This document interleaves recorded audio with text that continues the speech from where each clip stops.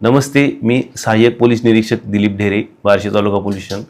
काल दिनांक 26/2/2026 रोजी बार्शी तालुका पोलीस स्टेशन हद्दीतील मौजे कुसळम या गावी सायंकाळी 5:30च्या आसपास एका इसमावरती 3 इसमांनी जीवेठार मारण्याच्या उद्देशाने हल्ला केला होता.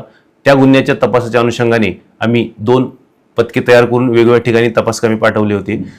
करमाळा परिसरामध्ये गोपनीय बातमीदारामार्फत माहिती मिळाली की सदर इसम फिरत असल्याने त्यांचा पाठलाग केला असता. साधारणतः 8 ते 10 किलोमीटरचा पाठलाग करून त्यांना रात्रीच्या वेळी पकडण्यात आलेला आहे. सदर इसमांच्या अंगझडतीमध्ये 1 पिस्टल, 2 रॉड, 1 लाकडी दांडके व 1 कोयता सह मोबाईल, पैसे व 1 पिस्टल आणि जिवंत राऊंड मिळालेले आहे.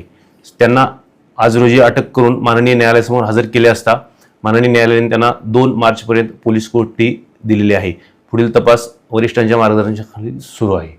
धन्यवाद. त्यापैकी 3 आरोपीपैकी एका इसमावरती 2 गुन्हे दाखल आहेत. हडपसर, पुणे या ठिकाणी.